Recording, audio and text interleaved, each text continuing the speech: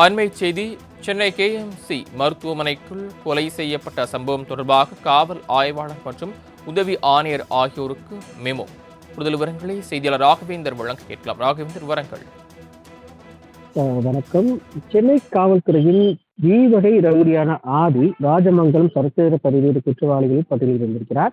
ஆதிக்கும் ஆவடி ஏரிக்கரை பகுதியை சேர்ந்த 21 வயது இளம்பெண் ஒருவருக்கும் முறையற்ற உறவு இருந்ததாக கூறப்படுகிறது.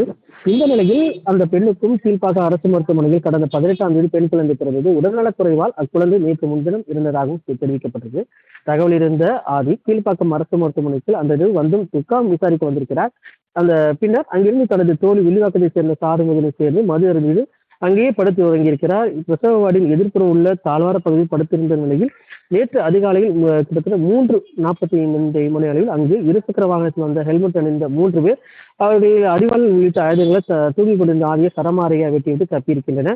இது தொடர்பாக கிட்டத்தட்ட 9 தனிப்படைகள் அமைக்கப்பட்டு அந்த நபர்கள் யார் என்பது விசாரணை செய்தது. கொலை தொடர்பாக சூர்யா, அலிபாய், கார்த்திக் மற்றும் ஆதியின் காதலியான தோழி சாருமதி ஆகியோரிடம் போலீசார் விசாரித்த நிலையில் கிட்டத்தட்ட இந்த வழக்கு தொடர்பாக 8 பேர் கைது செய்யப்பட்டனர். இந்த 8 பேரில் தற்போது 2 மாவு கட்டு போட்டிருப்பதாக தகவலானது தெரிவிக்கப்பட்டது. இந்த நிலையில் இந்த கேஎம்சி மருத்துவமனை கொலை நடந்தது தொடர்பாக காவல் ஆய்வாளர் மற்றும் உதவி ஆணையர் ஆகியோருக்கு மெமோ அளிக்கப்பட்டிருப்பதாக சென்னை காவல்துறை தரப்பில் தெரிவிக்கப்பட்டிருக்கு.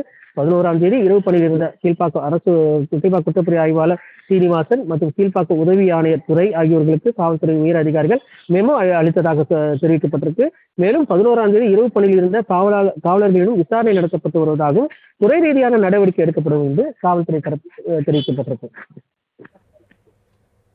தாங்கள் வழங்கிய தகவல்களுக்கு நன்றி ராகவேந்தர்.